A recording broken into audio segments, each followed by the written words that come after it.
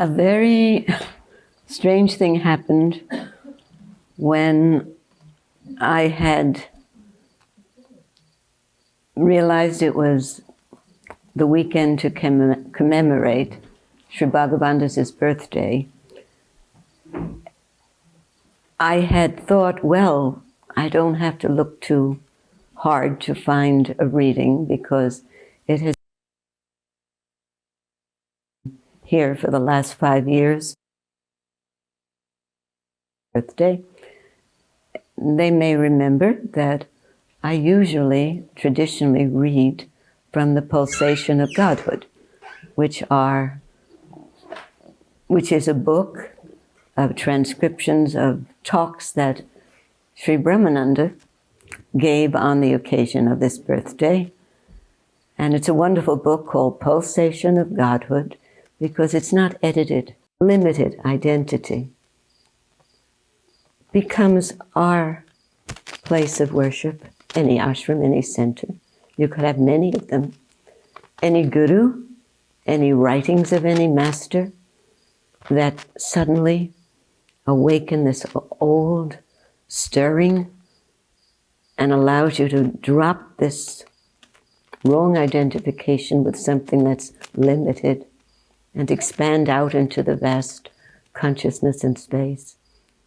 Anything at all. Could be a child. It could be someone you've lived with for a long time that brings you a message that awakens you. We shouldn't, and that's what that story taught me. We shouldn't ever limit from where we receive grace and blessings to what we think or whom we think are the grace givers. Any one of you with any chance remark that you made tonight could have stirred something in me, and it did. I won't embarrass the person. Her words to me earlier felt like an embrace of my teacher. That person turned into a messenger. So that was one story, just to give you a little flavor. And this one, the second one, might be a little longer, but it's the one that I associated with the email that came earlier. And you'll find out why. I hope to leave some time for questions before we go over to the blue sky tonight. It's going to be a different kind of program this evening here. I'm someone, like many, who seldom remembers dreams. I know I must have them because otherwise I'd be a terribly tense individual if I didn't have this outlet for my memories. We're told that we can do without sleep as humans, but we cannot do without dreams because it's through the dreams we release the deep stress, the deep knots that are in us, even if we don't remember the dreams. Probably better that we don't remember. But as I said, I'm not someone who remembers dreams. Very seldom. I've only remembered 3, now 4, because I had one last night that I remembered, but I'm old. I could have remembered many more. Old in body, old in, But the ones I've remembered have been with me always. And this one occurred a long time ago, 40 years ago. I remembered it, and it contained a message for Sri Brahmananda from Sri Bhagavandas, which I didn't think was important. I just thought it was another of my dreams, and so there was a message in it, It's just a dream. That's how little I knew. And it's not so much the contents of the dream, but the questions that Guruji asked to convince him of not only the dream, but of the message. for him. The dream was a strange dream in that I was having a party. That alone is strange because I never have parties. The second funny thing was that I was the hostess. You know, I was all these people, none of whom I knew, all strangers. I didn't know one face. Some dreams we recognize. This was a dream full of strangers, and I was very dressed up for the party. I had something Indian on, sparkling with mirrors. I looked very exotic. I hardly recognized myself, especially being at a party, and it was my party that I had given. I was serving something, some drinks of some kind, when there was a knock, 3 knocks, powerful knocks at the door. I say powerful because it was boom, boom, boom. It wasn't boom, boom, boom, you know, let me in. It was boom, boom, boom. I found later when I looked into the dream that 3 was an interesting number. Move over a little, so you come, move this way. Yes. You know, that's right. So you don't have to. I put the tray down, I remembered that, on a coffee table. And I went to the door, opened it, and there was Sri Bhagavandas. Now, Sri Bhagavandas was in life over 6 feet tall, huge man, over 200 pounds, I heard, and had large feet and large hands, powerful man. But in my dream, he was more powerful. He was 7 feet tall, because he had to bend down to get into the apartment. And another surprise, he was wearing a 3-piece suit with a bow tie. You have to imagine someone like Moses or Jesus wearing a 3-piece suit and a bow tie. I had the feeling he wasn't wearing shoes in my dream. I don't know why. I might have caught a glimpse of bare feet, and I can still see bare feet. He smiled at me and, without saying a word, went to a huge couch that really seated about 6 people, 3 and 3, as if they were 2 love seats, but pushed together. And I remember the color was a taupe color, and it was like a soft suede, because I sat down on it later. I wrote this in my journal, so I know what I remember from the dream.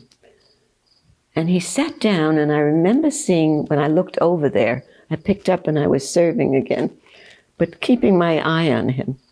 And I remember being shocked to see when he spread his arms, which he did, across the back of the couch, it filled the entire couch.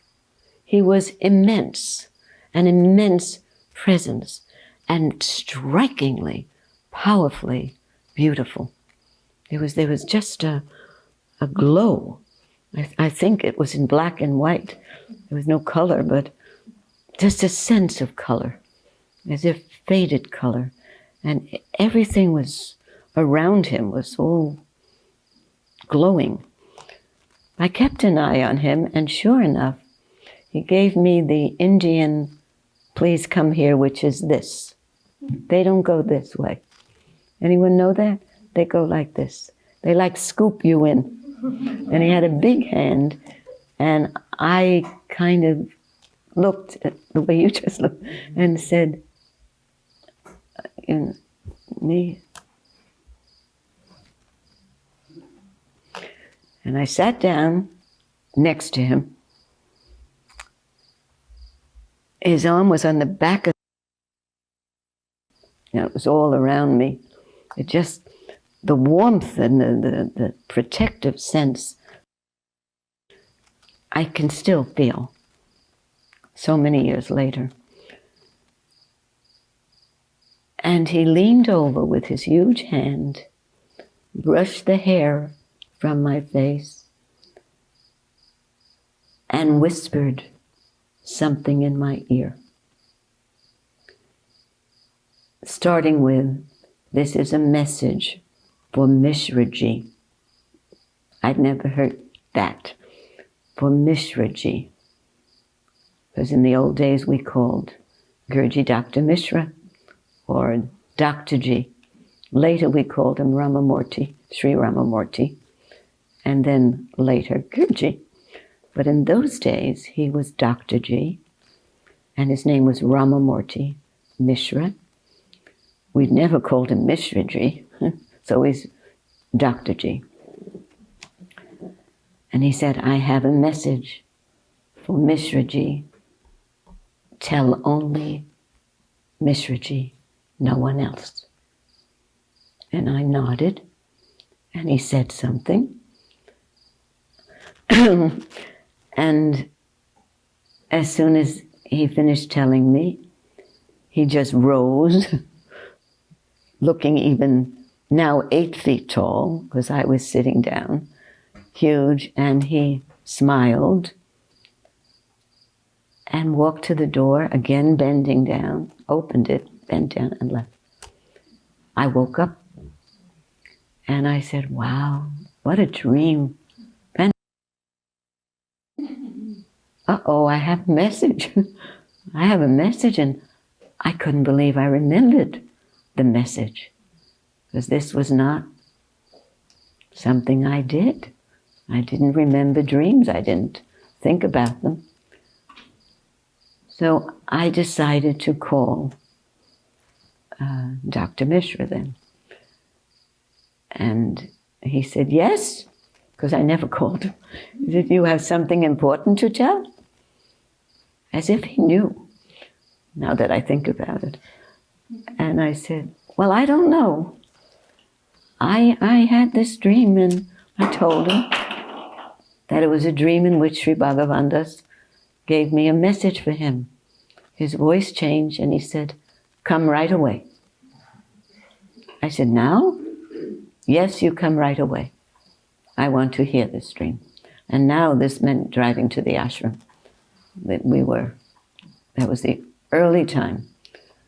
So I was feeling a little foolish, because already I was wondering how much of my imagination had come into play and what I was really remembering and how authentic it was and whether Gurji would feel it was important. I was in a bad way going up there. But when I went into the room, he was sitting very alert and looking at me with those piercing dark eyes. He said, "You sit. Before you tell dream, I want to ask you a few questions." I said, "All right." He said, "When you woke up this morning, how did you feel?" I said, "Right away." He said, "Yes." I said, "I felt happy." No, not good. Not good enough. Many times people can wake up feeling happy. How did you really feel? And my eyes dropped. I said, "It's difficult to say." That's better. Now you take a moment and tell how you really felt. Describe for me. You can talk. You can tell. It's in my journal. By then my face was beet red, I'm sure, because it was a very different. This is my teacher asking me to tell what I knew he wanted to hear, but it was difficult to tell him.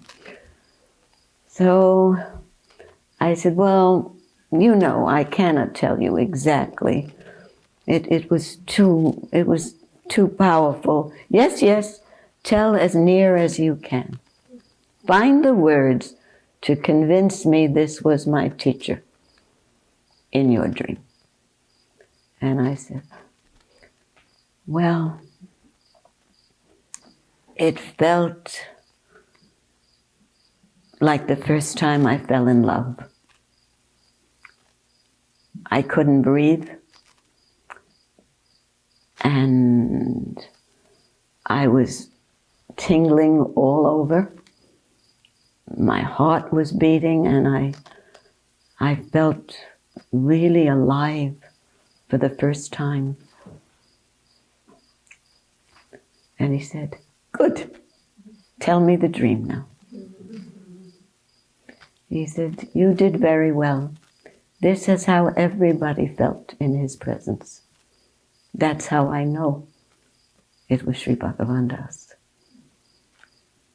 So I told the dream, and then he said, and what was the message? And I told him, and tears came to his eyes, mine too, watching him cry. And he said, I've been waiting for him to visit again. He came in your dream. You are lucky. I said, I know, I know, because I was overwhelmed by the whole experience. Why? Well, number one, I tended to be an intellectual. You know, I was a great reader. And although I was religious, I hadn't understood too much about the tapestry of our lives, how everything is connected, how you never lose your gurus, how they never let you lose them, how they're after you all the time, how they remain in our hearts as the Sadguru, and when a message needs to be given either to you or to someone of importance to them, you are easily available to them. Any one of us, whether we know it or not. Now, why did it remind me of this email that I received? Well, first, because having had that experience, both of having the dream and the way I felt in the morning, I couldn't remember what had caused me to feel that way. I was just as close to bliss, ecstasy, as I ever could imagine. But it was so with me, I couldn't separate the feeling from what had caused the feeling until it began to come back to me. And I wasn't even aware until Sri Brahmananda asked me how unusual it was to feel that way in a dream. In a dream, because I think when we dream, most of us know partially we're dreaming. You know, we know it's a dream. Unless we're totally lost in it, and then we don't quite remember feelings, or we don't believe in our memory after a dream. But that was so powerful, that stayed with me for a long time after I had awakened. But still, I knew my mind was so tricky. How much was imagined, remembered, and how much actually happened. After that dream, it was as though the knot in my heart opened. The doubt. I had big doubts about Guruji, about the teachings, because they were so exotic, so foreign to me, and I didn't feel anything could subdue my crazy mind, as I felt others were being subdued by their meditation. I came from a very frenetic world when I met Guruji, so I had strong doubts and suspicions. I was waiting for one false move on the part of Guruji. He called me, he said, Joan Suval, FBI. She's waiting to find out that something is not right, not legal, and she will immediately report me and turn away. He used to tease me terribly because without saying anything, he knew He read our minds. So I brought this email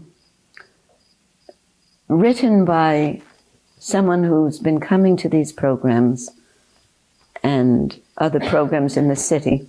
We have programs once a month in New York.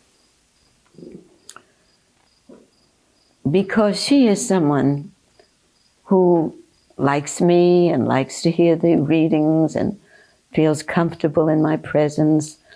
But she admitted a few weeks ago, before we left for our trip, I saw a program and she said, you know, you speak so beautifully about the magic that you feel going on in these teachings and with the people around you. You feel magic all the time. You feel the Guru's presence. You feel the Sadguru present all the time. You're open to the mysteries. She said, I don't have any of that. With me, it's all intellectual. It's all coming from my mind. My mind is happy because it believes these teachings, but I don't. And I just felt compelled to say, don't worry, it takes time. And when it happens like that. You'll just not only feel the magic, you'll be the magic. And she looked at me, oh, here's another crazy yogi, because she never could imagine. She always approaches everything mentally, analytically. This is what she wrote. She wrote a long email, but this is the part that reminded me of my feelings during the dream and following the dream. She writes this: I awoke with a heavy heart this morning. I was about to go about my day, but I asked of myself to please just take a few minutes to talk to Guruji's photograph, to close your eyes and meditate. Almost reluctantly, and in parentheses she said, I can't believe I'm using that word reluctantly, but it was true. Almost reluctantly. Perhaps it's fear that tries to pull us away from the source, especially in times when we need to be connected most. But I must have been afraid. I sat in my bed and said, okay, let me try. Let me try again. And this is when it happened. As I closed my eyes, the image of Guruji appeared in front of me. And then it seemed as if he merged with my being and stood solidly in the background, as if he had my back. As I proceeded to relax with unknown to me effortlessness, as I proceeded to relax with unknown to me effortlessness, suddenly everything became very still and quiet. There was only a mountain-like solidity and this indescribable sense of unwavering calm, almost like nothingness, but nothingness which contained all there is. Almost like nothingness, but this nothingness was that which contained all there is. Thoughts would arise as ripples in a lake. I would watch them with attention, yet disengaged, letting them drift away. Rarely have I known such a state of bliss. Nothing can touch one while there. And then I knew what you were describing, a true state of grace for which I am eternally grateful. And I came out of it changed. For not only did I find my way back, I found more.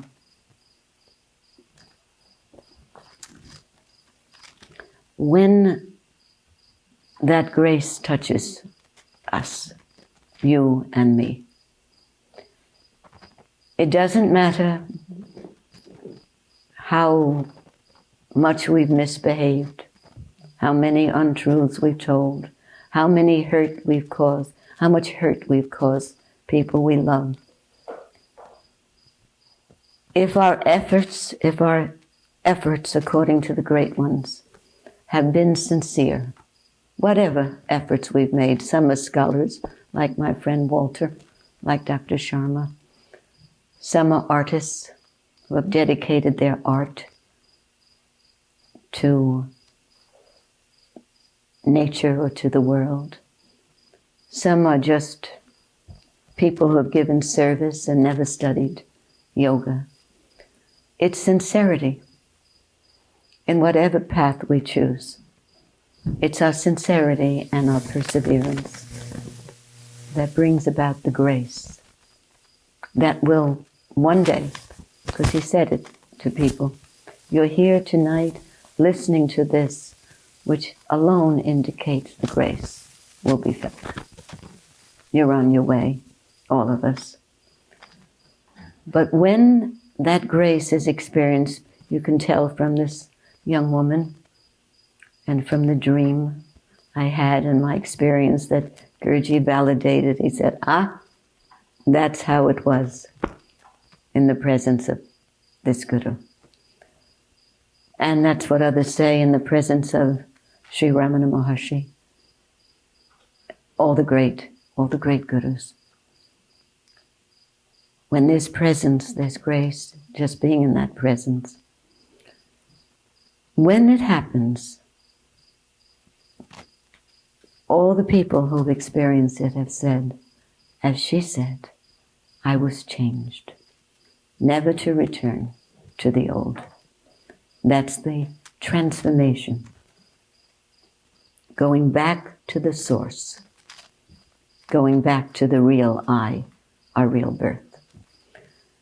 So I guess that's the reason I'm so moved telling these stories. I'm sure some of you are also moved because it's not only my journey, my dream, my happening. It's everybody's story. Eventually. I'm hoping to have another dream like that. I like that dream. But we have to be patient. When it's our time, the grace comes, no matter what path we're on. Grace is grace.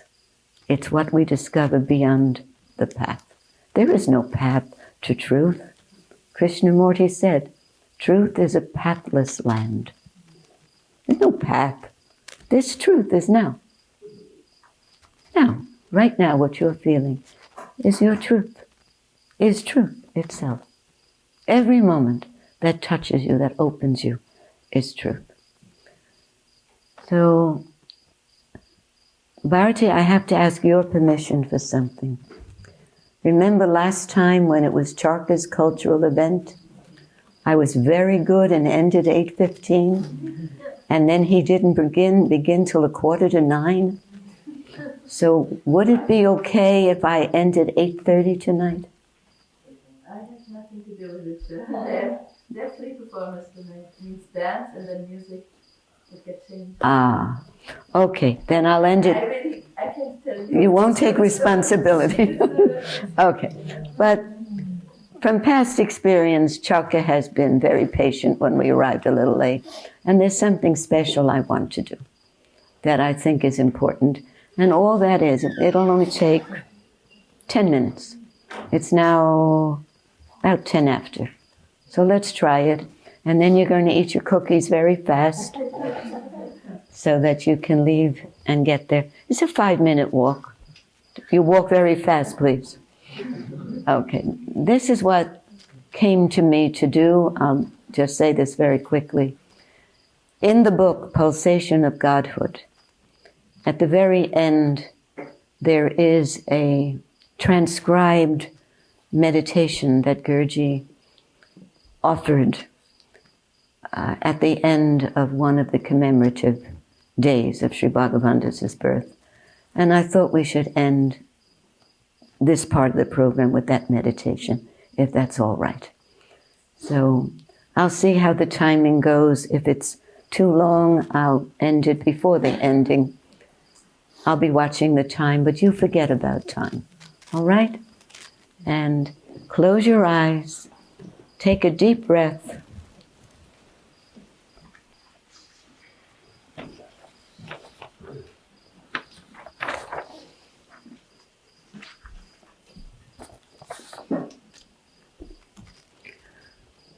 And these are the words that are at the back of that book, back cover of Sri Brahmananda Saraswati, who says this: "It is not the description of the Guru or what the Guru talks that is most important. What is most important is how much you are coming into contact with your own unmanifest force. How much you feel contact between the known and the unknown. The ruling force of your life is unmanifest, and if you neglect that, you will never be happy. This inner force is called the Guru. It is a guiding light. You do not need to believe in it. That I want to tell you first. You do not need to believe in that guiding light, for it is in you. And like a mirror, this guiding light reflects everything back."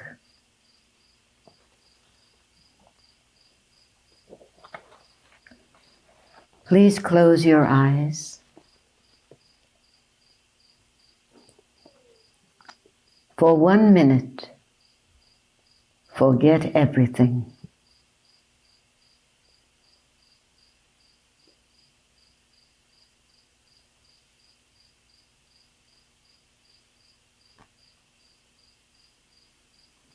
Experience the bridge between the known and the unknown.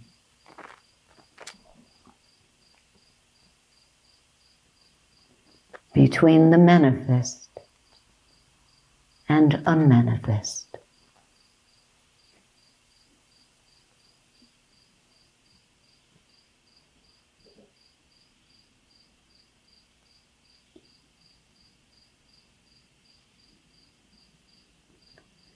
That bridge is the pulsation of cognition.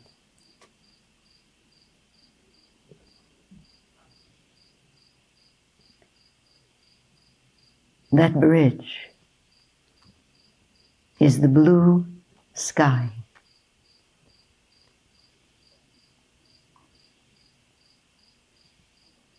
The inner space of consciousness.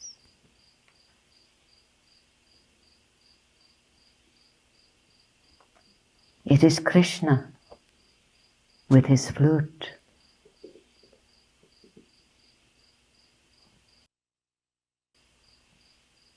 A mighty current.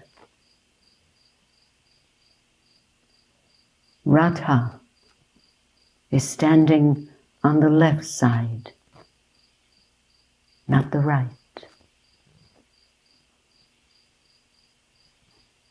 It means cosmic energy is pulsating with that flute. It is pulsating with cosmic nadam, inner light and sound.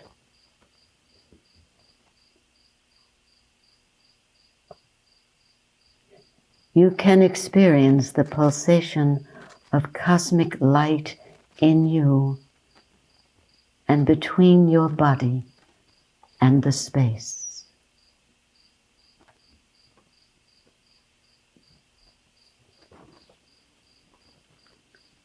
At the same time, you can transcend every motion You can transcend every sensation and movement.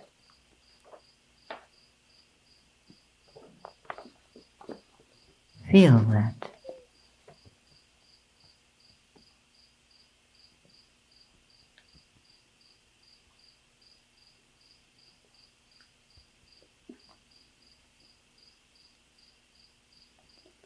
Feel the operation of the inner Guru.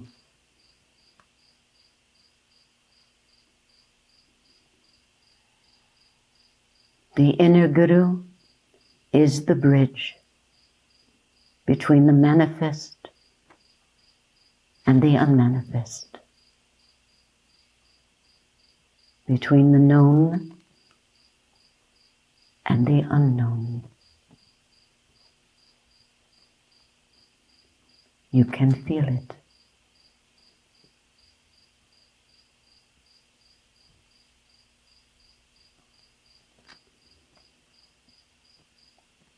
The experience of the inner Guru is the beginning of your journey, not the end. That inner Guru will not leave you. The moment you experience this pulsation of inner Guru, the total universe becomes a cosmic pulsation.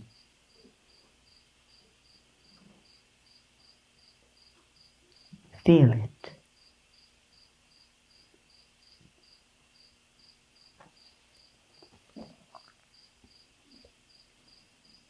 Feel your Guru is vibrating in you. It has no name, no form, no size, no shape.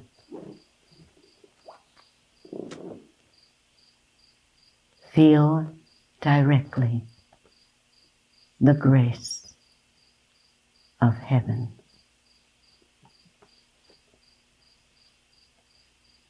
It is the meeting with your own inner force.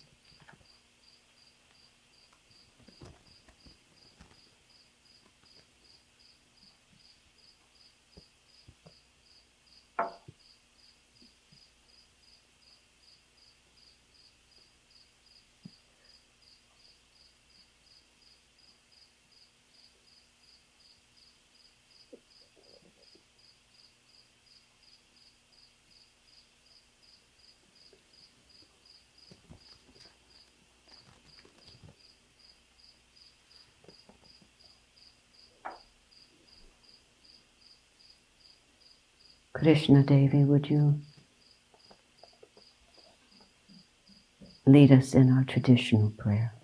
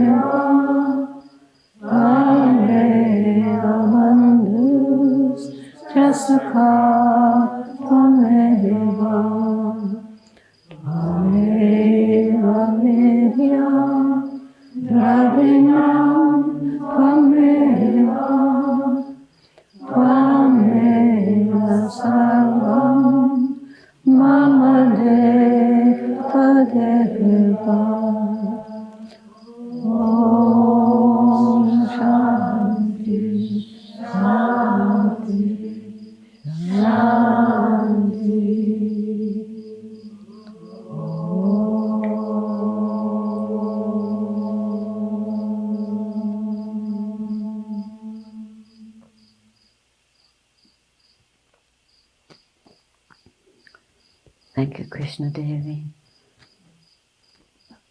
When Gurji would find himself in too high a state, he used to have a lot of potatoes to bring him down. We don't have potatoes. He would have boiled potatoes after program to come down. We know that. But we do have chocolate chip cookies that should do the trick.